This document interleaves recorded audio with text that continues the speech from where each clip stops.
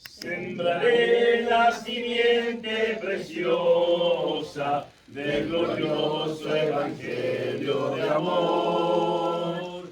Sembraré, sembraré mientras viva, dejaré el resultado al Señor. En Jesucristo se halla la paz, en horas negras de tempestad.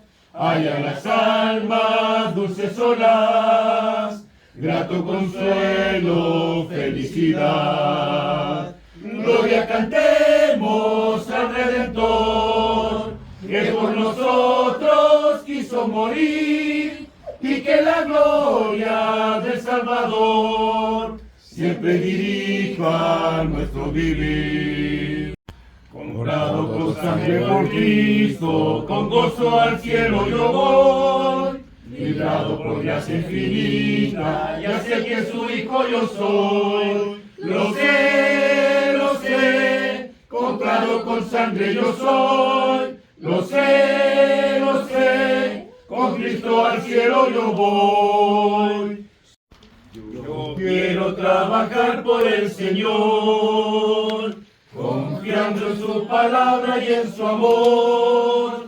Quiero yo cantar, llorar y ocupado siempre estar en la viña del Señor.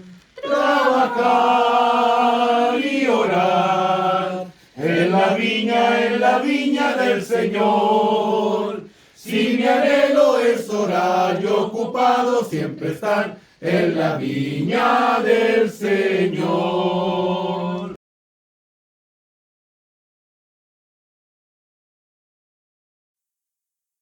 ¿En qué sentido la envidia podría afectar al cristiano?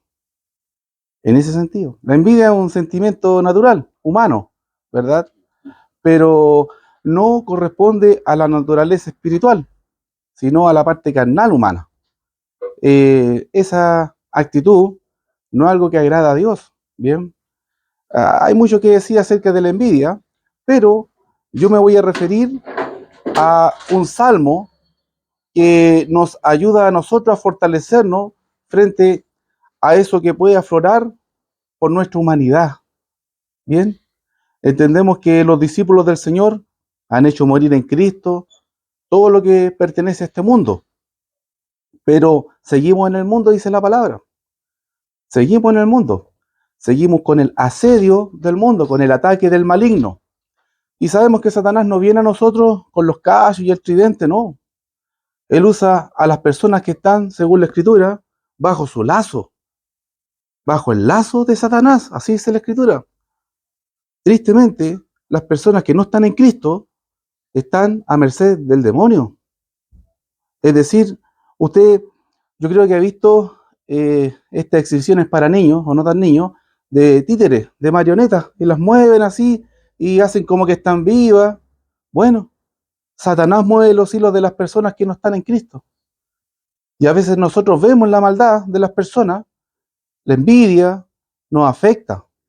Y hasta llegamos a sentir rabia, o hasta el extremo de quizás sentir odio por una persona. ¿Pero por qué? Porque nos dejamos guiar por lo que ven nuestros ojos. Y por no ver más allá de lo que ven nuestros ojos. Como dice la Escritura, nosotros vemos por fe. Por fe significa a través de la palabra, no a través de lo que yo, en una revelación personal, porque me fui a un cerro, porque me fui a meditar, llegué a deducir, sino por lo que yo en la palabra de Dios puedo encontrar. Eso es ser guiado por el Espíritu, por la revelación de Dios mismo. Entonces, ¿qué ocurre? Satanás ocupa a las personas que no pertenecen a Cristo como son marionetas, como verdaderos títeres, pero ellos se sienten libres. No, yo nada que ver con el tema de iglesia, con el tema de la Biblia, no, nada que ver, yo soy libre. Pero nosotros sabemos, y no es el mensaje de hoy, que la verdadera y única libertad está en Cristo. Amén. Solamente el mensaje del Evangelio nos puede hacer libres, y eso lo podemos ver en Juan 8, 31 al 34. O si es muy corto ese pasaje, podemos ir, ¿no es cierto?, al capítulo 6 completo de Romanos, que nos habla de la verdadera libertad. La libertad de la esclavitud del pecado, la libertad de estar a merced de las huestes celestiales, de poder ser revestido con esa armadura que nos habla, por ejemplo, Efesios capítulo 6, la armadura de Dios. Estar revestidos con esa armadura que Dios reviste a los que son de Cristo. Eso es ser verdaderamente libre. Pero aquellas personas que de alguna manera rechazan todo lo que tenga que ver con religión, con iglesia, con Biblia, no se ven a sí mismos en el espejo para no reconocer que son esclavos. Esclavos de distintas cosas. Y esto no es jactancia, esto es realidad. Y es una realidad triste. Vemos que ese mundo que no quiere sujetarse a Dios, no quiere servir a Dios, dice, no, yo soy libre, realmente está sirviendo a Satanás. Y vemos flagelos, vemos que, por ejemplo, son esclavos de la droga, son esclavos del alcoholismo, son esclavos de cualquier acto de inmoralidad, incluso de actos que son delitos. Los pasaron a ser un hábito y tienen que caminar mirando para atrás. Dormir a saltos. Sería larga la lista de cosas en las que el ser humano, apartado de Dios, es esclavo. Es un verdadero esclavo. Ni hablar de la avaricia, que la Escritura señala que incluso llega a ser idolatría. ¿Cuánta persona trabaja, pero ya no para vivir, sino que vive para trabajar? Y tiene un montón de excusas. No, es que es para los hijos, no, es que es para el futuro. No sabemos bien la parábola, ¿no es cierto?, de el rico insensato. Esa de que edificó grandes graneros. ¿Y qué le dijo Dios? Insensato, hoy pido tu alma. Se acabó. Entonces, poner la confianza en las riquezas, en las cosas materiales, cualquier fe que no esté en Dios, en el Dios verdadero, no en el Dios inventado, ¿no es cierto? Porque todas las personas dicen que creen en Dios, pero ¿en qué Dios creen? No es en este Dios. Es un Dios imaginario. Cualquier fe que está basada que está fuera del Dios verdadero es idolatría. Incluso poner la confianza o la fe en las riquezas materiales es una idolatría. Y así vive el mundo, esclavo, con miedo de que lo echen del trabajo. ¿Por qué? No, es que están recortando a personal. No, es que ya estoy mayor y no voy a encontrar trabajo. Son esclavos del trabajo. Son, pero serviles. Son capaces de aguantar cualquier humillación en un trabajo con miedo de que lo echen. Yo lo he visto. A mí no me lo han contado. Yo trabajé por años solamente para ganar experiencia. Prácticamente pagada para trabajar. A ese ritmo. Y trabajaba el tiempo que yo veía que eso a mí me enriquecía, que eso a mí, ya listo, aquí ya aprendí lo que tenía que aprender. Pero había personas que llevaban 10, 15, 20 años y con un temor inmenso de perder ese trabajo porque no sabían hacer otra cosa. Pero dicen que los esclavos ya no existen. Yo vi otra cosa. Hay unas cadenas mentales, psicológicas, en distintas áreas, no solamente en el trabajo, de las personas que viven fuera de Dios, personas que no están en Cristo. Pero a veces estas personas prosperan. O, entre comillas, decimos, lo pasan bien. Oh, mira, las tremendas vacaciones que se dio. Tremenda casa que tiene. Uy, el auto que se gasta esta persona. No es cristiana. No le interesa lo que pueda decir la Biblia. Y uno dice, chuta, tremendamente bendecida esta persona y es atea. O un pseudo creyente. Y uno podría caer en ese sentimiento, aflorar, ¿no es cierto? Que podría querer revivir una envidia, así como, ¿por qué él tiene más que yo? Si yo soy cristiano, debería tener más. Pero ¿qué ocurre? Salmo 37 nos va a declarar. Ese es el mensaje para el día de hoy. Esa envidia que puede brotar en los que la Escritura llama justos. Y entendemos que no somos justos por nosotros mismos. Somos justos porque nos esforzamos en imitar al justo, que es Cristo. Él es el justo, dice la Escritura. Él nos hace justos. Él nos justifica, Él nos santifica y Él nos va a salvar, porque estamos en Él. Y bueno, sin más preámbulo, vamos a ver qué nos dice la palabra. ¿Qué nos dice la palabra? Porque es verdad, a veces se consideran bendiciones cosas que no lo son. Porque Satanás envuelve lo que no es bendición en un lindo papel de regalo con forma o apariencia de la misma, con forma de bendición. Y volviendo al ejemplo anterior, una persona puede tener gran prosperidad y decir, no, si esta persona es porque Dios la bendijo. Dios la bendice, por eso tiene tanto. Por eso se toma las vacaciones que quiere y tiene el auto que quiere, etcétera. Pero ¿realmente será bendición? ¿Será bendición algo que me aleja de Dios? ¿Dios me va a bendecir? ¿Dios me va a dar algo que me va a alejar de Él? ¿No? Y en la Escritura podemos ver que una enfermedad puede ser una bendición, hermano.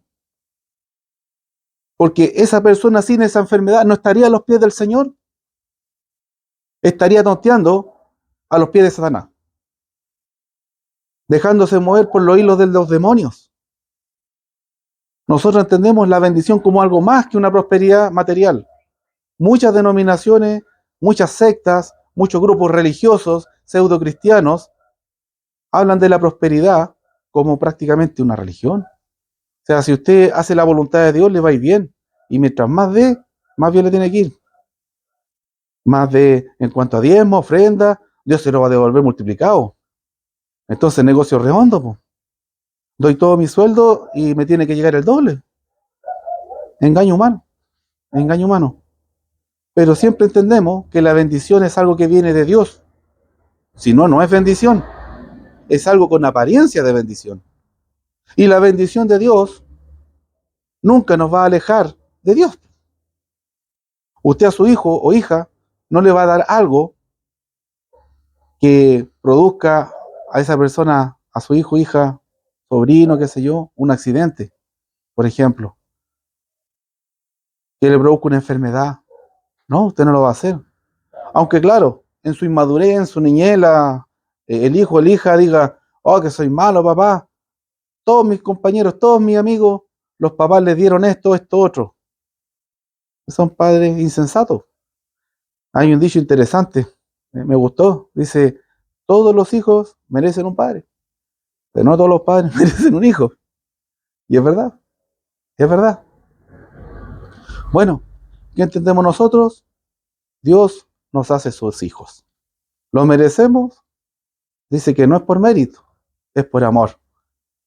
Nosotros aprovechamos o desaprovechamos esa oportunidad. ¿Y qué nos va a decir el Salmo 37? Los invito a ir al Salmo 37. Nos va a hablar de este sentimiento humano que podría aflorar, de nuestro antiguo pasado, de nuestra antigua vida, que se llama envidia. Bien, y hablan de una envidia sana, de que la envidia también tiene un lado positivo. No, nosotros entendemos que la envidia es algo que desagrada a Dios, porque la envidia está relacionada con otras cosas, como por ejemplo la ingratitud. Entonces, si yo tengo envidia, eso también va de la mano con ingratitud. ¿Y cómo ser ingrato con Dios? Desagradecido, malagradecido, va a ser bueno, no tiene ninguna defensa. Y así, un pecado se da la mano con otro, y es una cadena. Es una cadena. Es como la Biblia cuando nos habla en Gálatas del fruto del Espíritu. No son varios frutos, es un fruto. Y uno se va dando la mano a otro, es una cadena. La cadena de cosas buenas o la cadena de cosas malas en este caso. ¿Y qué nos va a decir este salmo? Vamos a leer una porción suficiente para entender lo que Dios nos dice acerca de ese sentimiento que podría surgir. Y dice la palabra, Salmo 37, voy a leer desde el versículo 1 en adelante. No te impacientes a causa de los malignos, ni tengas envidia de los que hacen iniquidad, porque como hierba será pronto cortado, y como hierba verde se secará. Confía en Jehová y haz el bien, y habitarás en la tierra y te apacentarás de la verdad. Deleítate asimismo en Jehová y él te concederá las peticiones de tu corazón.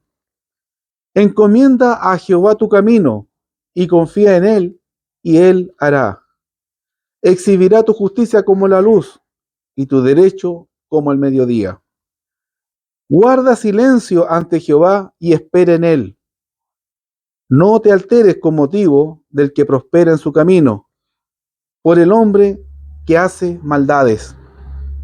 Deja la ira y desecha el enojo. No te excites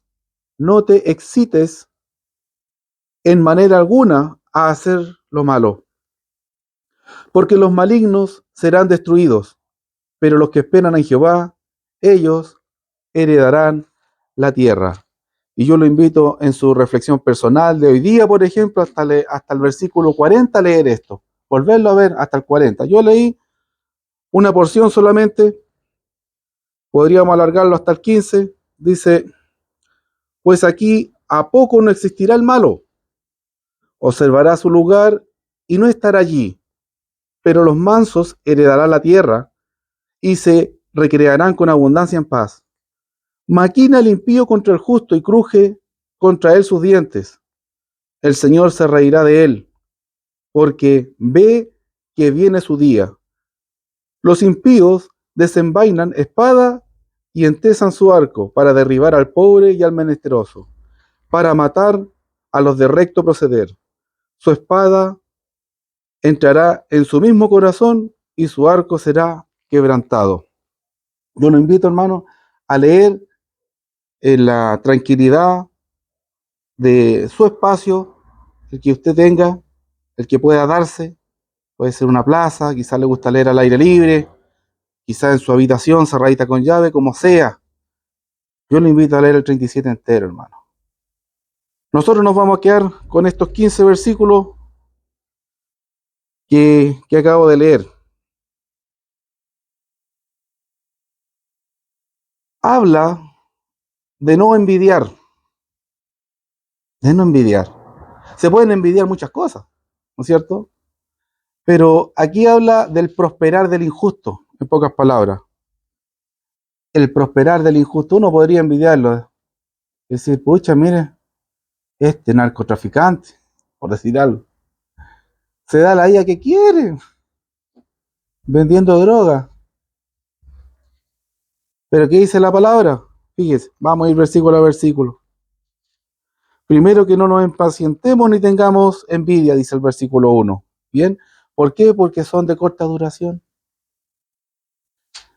¿Cuál es el problema? Tomamos conciencia de la vida muy rápido en este mundo. ¿Cuánto se dio cuenta usted que estaba vivo? Yo creo que a muy temprana edad. Tenemos recuerdos de bebito, de guaguita. Yo por lo menos los tengo. De chiquitito.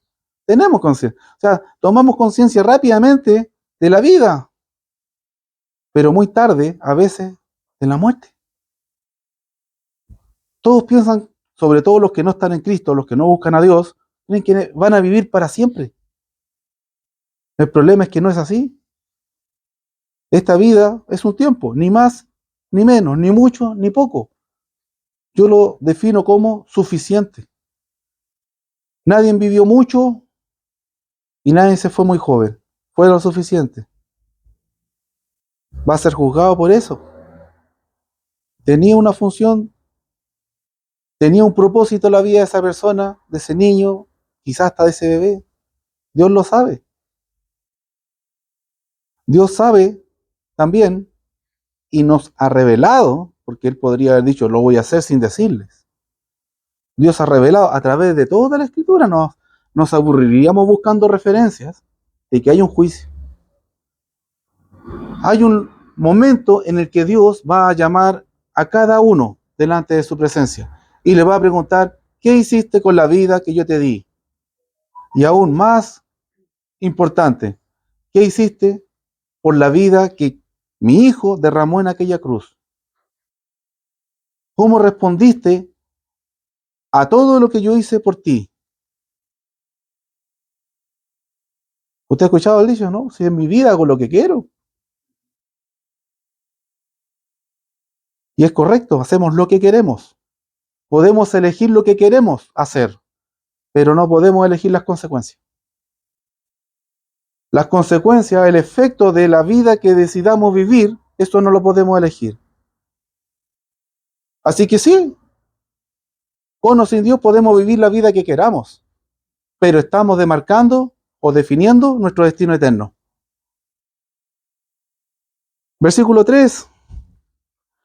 Confía en Jehová y haz el bien y habitarás en la tierra y te apacentarás de la verdad. Deleítate a sí mismo en Jehová y Él te concederá las peticiones de tu corazón. Si nos deleitamos en la voluntad de Dios, ¿qué petición puede salir de nuestro corazón? ¿Pueden salir banalidades humanas? No, van a salir cosas profundas, cosas importantes, realmente trascendentales. Pero ¿qué le pide el mundo a Dios? Porque dicen en pedir no hay engaño.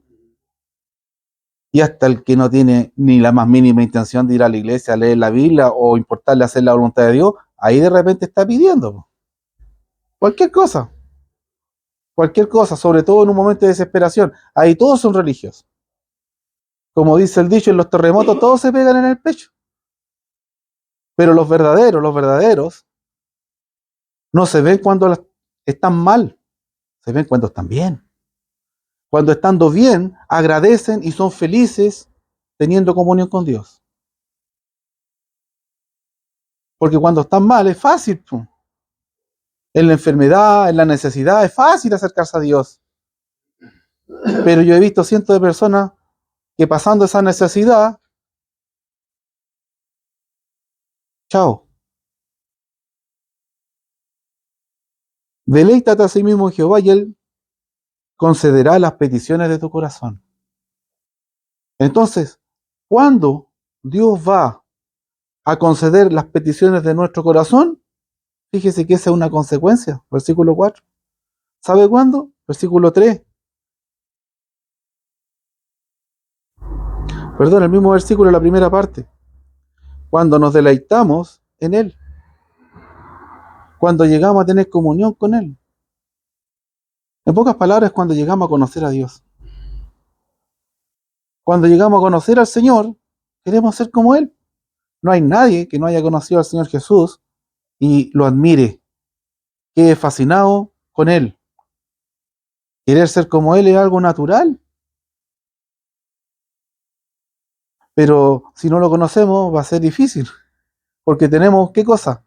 ¿El ejemplo de qué? De revistas, de programas de televisión, de películas. Entonces, el catálogo que tenemos para elegir es basura, es basura. Y dentro de la basura, ¿qué tratamos de elegir? Lo menos malo. La invitación de Dios es sublime, es mucho más elevada. Nos invita a lo mejor en su palabra. Su revelación es lo mejor. No tenemos que elegir lo menos malo. Aquí todo es de calidad. Todo es de excelencia. Versículo 5.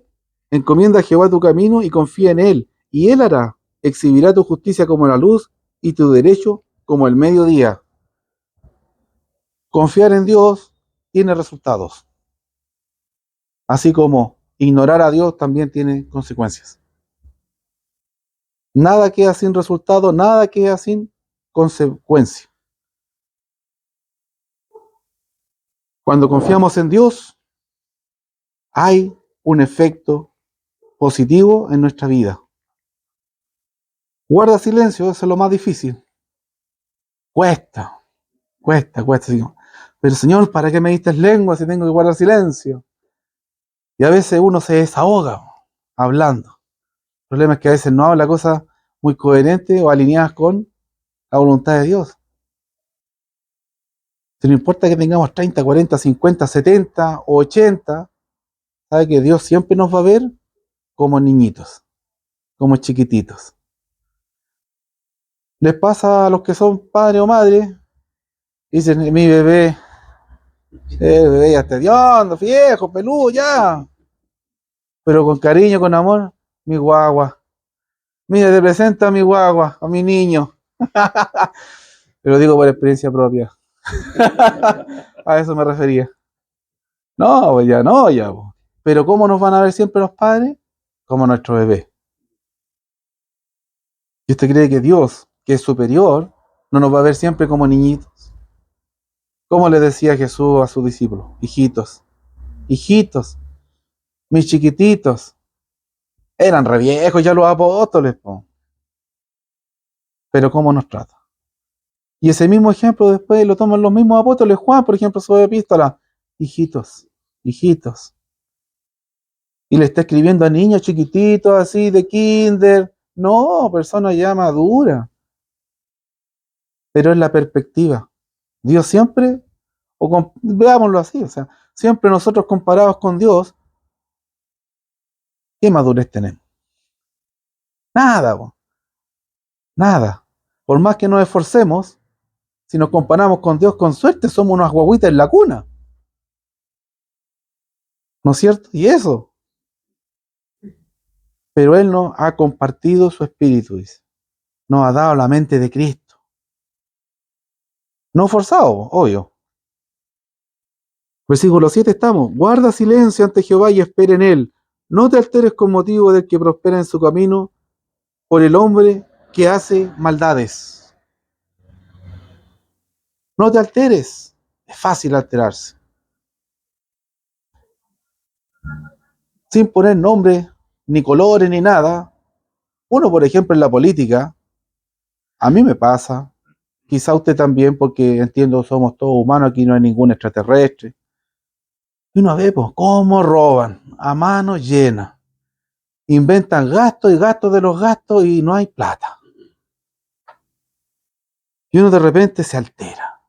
Yo me altero. Me indigna viendo tanta necesidad. A mí me da lo mismo. Pero inventan proyectos que son 2 o 3 tarros con arena por miles de millones de pesos. Después viene un incendio y no había con qué apagarlo. ¿Cómo no va a alterar? Pero ¿qué dice la palabra del consejo? Guarda silencio, espere en él. ¿Sabe? Nada es para siempre en este mundo. Ni nuestra lucha por agradar a Dios, ni la prosperidad de los malos. Piensen en eso. Nada es para siempre en esta vida.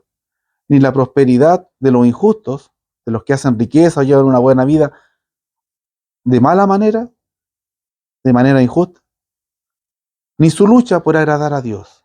Tampoco es eterna. Y vamos a llegar al final y vamos a tener que dar cuenta por A o por B. Piensen en eso. Yo pienso siempre en eso. Por eso doy gracias a Dios de que esta vida es temporal. Yo lo he dicho hace años. Gracias, Señor, porque esta vida es temporal. Y recuerdo siempre ese pasaje. Usted verá, analícelo en su contexto para ver hasta dónde, ¿no es cierto?, tiene relación con esto, pero dice la Escritura que los días de los escogidos serán acortados, porque si no, ni estos serían salvos. Yo lo entiendo de una manera muy sencilla. Dios nos lleva cuando estamos listos. Y a algunos les dio sobre tiempo y ni naciendo de nuevo, porque es una decisión del corazón. Ni los escogidos serían salvos. Piensen en eso. Que de repente una persona llega a la iglesia después de tanto tiempo, o una persona se arrepiente, se vuelve a Dios, le da cáncer, se muere, Uy, pero ¿cómo? Es contradictoria esta cuestión. Pero ¿cómo si decidió servir a Dios y le llegó una enfermedad fatal o se murió? ¿Y cómo? ¿Qué explicación hay eso? En mi opinión, Dios acorta los días, porque sabe que tarde o temprano vamos a sucumbir. Él sabe cuándo. Y él dice, no, ya estáis listos. Ya estás listo tú. Ven, pensemos en eso. Pensemos en eso. Cuesta, pero un ejercicio. Versículo 7, ¿no es cierto? Guardar silencio, no alterarnos, esperar en Jehová. No importa la prosperidad que veamos en una persona injusta, no sea motivo de una envidia, de un sentimiento encontrado, de una amargura. No, usted piense, al revés. Yo le voy a decir la clave un poquito más adelante. Hay una clave para esto. Versículo 8 y 9. Deja la ira y desecha el enojo, no te excites en manera alguna a hacer lo malo, porque esto es contagioso. Porque los malignos serán destruidos, pero los que esperan en Jehová, ellos heredarán la tierra. Esto es contagioso. Cuando una persona que busca un trabajito, se esfuerza y le alcanza para el pancito y el arriendo, y el vecino del lado le dice, no seas tonto, ¿cuánto ganáis? Tanto, ya eso me lo gano en un día o dos, ven conmigo, vamos. ¿Es tentador o no? Claro. Ahora, si usted es de fierro, un cyborg, un robot, le da lo mismo, pero no, somos humanos. Y si chuta, si en 2 o 3 días, pero no de una manera que agrade a Dios, voy a cumplir las metas que necesito trabajar un mes o dos, humanamente. Ahí Satanás moviendo los títeres. No hay dónde perderse. No hay ni que sacar calculadora. Entonces, ¿qué dice aquí? No te excites en manera alguna a hacer lo malo. El atajo tira fuerte. Hoy por aquí sale más corto. Pero hay harto dicho al respecto. Yo leí hace poco uno me gustó. Decía, el ascensor al éxito no existe. Hay que usar las escaleras. Es interesante. Pero Cristo eso lo dice de muchas maneras. No hay atajos. Para llegar al cielo no hay ascensor. Hay que tomar las escaleras. Bueno, de hecho me gustó. No está en la Biblia, es un pensamiento. Pero el Señor enseña eso. Habla del camino angosto, por ejemplo. No hay un atajo. Es un camino. No hay atajo. Entonces, es tentador hacer cosas para tener a corto plazo o a veces inmediatamente cosas que tendríamos que hacer de manera justa. De otra manera, sí es tentador. ¿Y por qué es tentador? Y lo aseguro, porque muchas personas caen. Me dice, hay personas que caen en distintos tipos de delitos por invitación. Por invitación. Te invitan a unirse al club. Después todo el club se va detenido. O muere en un tiroteo. O quizás tiene un buen pasar en esta vida, pero llega delante de la presencia del Señor. Y de ahí, hasta ahí nomás se duró. ¿Vale la pena transar lo eterno por lo temporal? Como dije delante, no hay ni que sacar la calculadora. ¿Estamos transando lo eterno por lo temporal? No, no vale la pena. Obviamente que no. Versículo 9, la misma idea. Porque los malignos serán destruidos, porque los que esperan a Jehová, ellos heredarán la tierra. La figura de la tierra es un lugar donde habitar. Entendemos que la tierra prometida en el Antiguo Testamento fue la figura para hablar en el Nuevo Testamento del cielo. Esa es la tierra prometida para nosotros. A nosotros no nos importa una parcela en un lugar bonito o en una isla paradisíaca. porque tarde o temprano eso va a ser destruido. Nuestra aspiración, nuestra ambición es más. Nuestra ambición es eterna. Siempre piensa en eso. Somos ambiciosos, pero en lo eterno. No en lo corruptible, no en lo temporal. Versículo 10. De aquí a poco no existirá el malo. Observará su lugar y no estará allí. No estará allí. Y eso lo podemos ver de personas muy prósperas en su pasar, que no fueron justas, que no fueron buenas personas, mucho menos buscaron a Dios. Y ahora, ¿dónde están su riqueza, su pomposidad o ellos mismos? Como dice el dicho, polvo y olvido. Polvo y olvido. Este mundo, la historia de cada persona en este mundo son distintas, pero todas las historias terminan igual, polvo y olvido. El único que se va a acordar de su vida o de la vida de una persona que ya partió es Dios. Nadie más. Y se va a acordar con detalle porque va a pedir cuenta de eso. Se va a acordar. Y se va a acordar de la vida real, no de la vida ficticia que han escrito para romantizar vidas de personas en este mundo. Porque la mayoría de la historia que se ha escrito es falsa. Y han tratado de vestir a personas prácticamente de santos y de libertadores, y han salido a luz cosas después de esas personas que son abominables. Pero siempre se trata de pintar la historia bonita. No es así. Yo le anticipé una clave. Le anticipé una clave, hermano. ¿No es cierto? ¿Y cuál es la clave, hermano?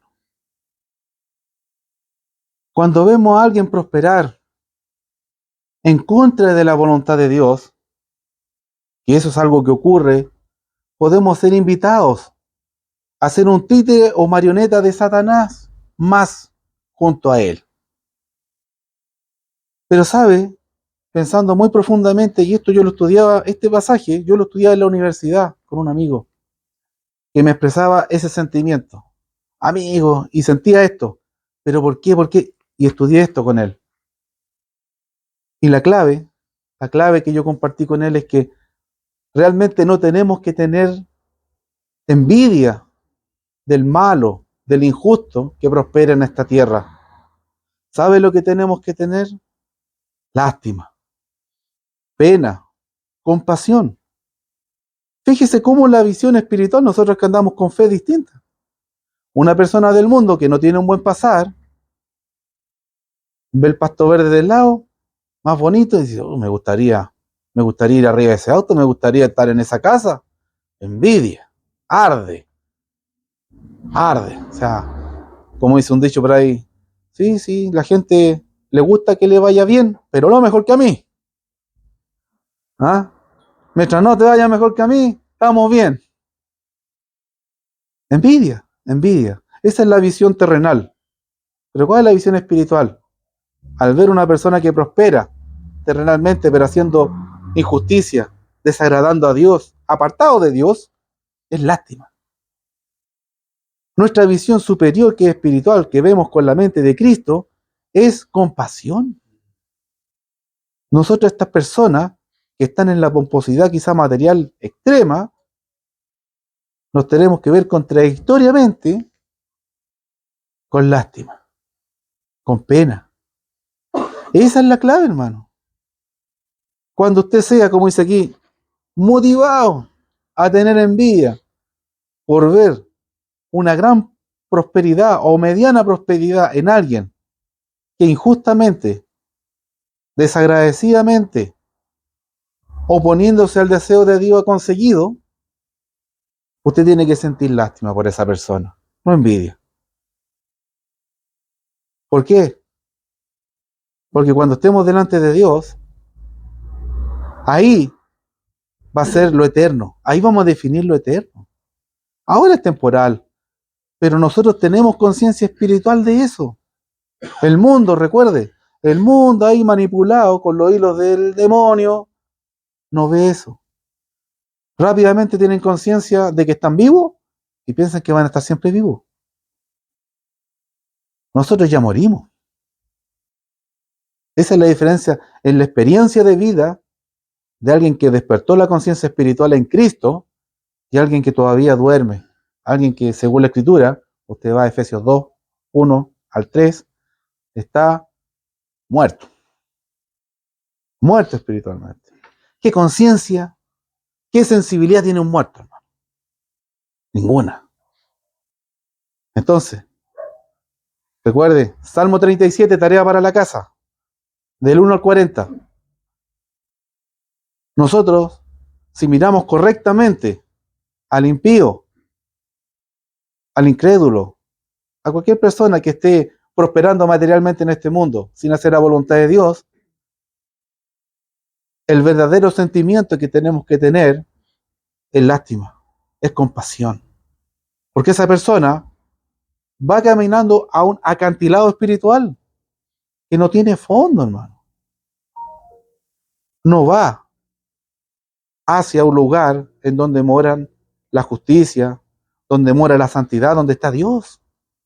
Si usted o yo, con pobreza, necesidad, que de repente hay que elegir qué echarle al pan, o sea, ¿es pan o queso? No, quiero las dos, no me alcanza. Y de repente uno va al lado y el otro es dueño de una carnicería. Pero una persona apartada de Dios, imagínense el que está comprando pan con mortadela, tiene que mirar a esa persona, pero obviamente una persona que está comprando pan con mortadela, pero que está en comunión con Dios. Porque aquí también dice, usted lo va a ver, su comunión íntima es con los santos. Esa persona que está en comunión con Dios tiene que mirar con lástima al dueño de un supermercado. Pobrecito, se va a ir sin Dios. Va a estar eternamente excluido de la presencia de Dios. Esa es la visión correcta. Entonces, usted ya tiene la clave. Nosotros no podemos sentir envidia, pero no porque sea un mandamiento, sino porque acabamos de tomar conciencia que es imposible. No podemos de no poder, no de simplemente no deber, que son distintas las cosas, porque se confunde querer, poder y deber.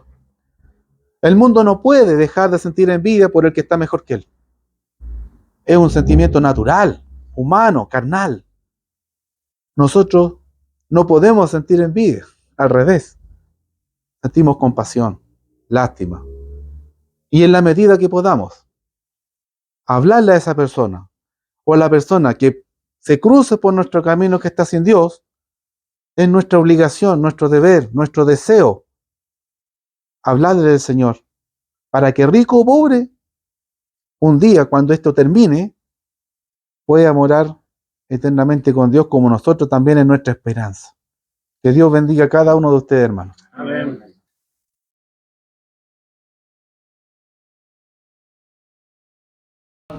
¿Quién no te temerá, oh Señor,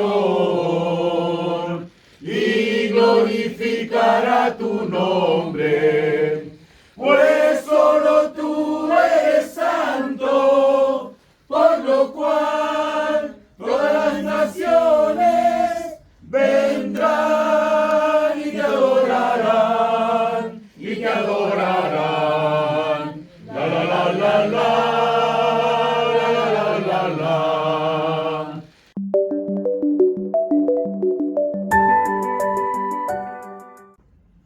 Hermanos, los saludo en el nombre de Cristo y vamos a darle cumplimiento a lo que el Señor dejó establecido para todos los cristianos. Amén.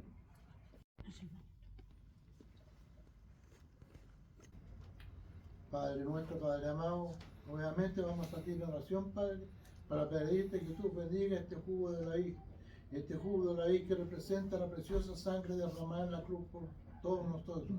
Y nuevamente pedir tu misericordia, Padre, para que estés perdonando nuestras faltas. Señor mi Dios, al contemplar los cielos, el firmamento y las estrellas mil, al oír tu voz en los potentes truenos,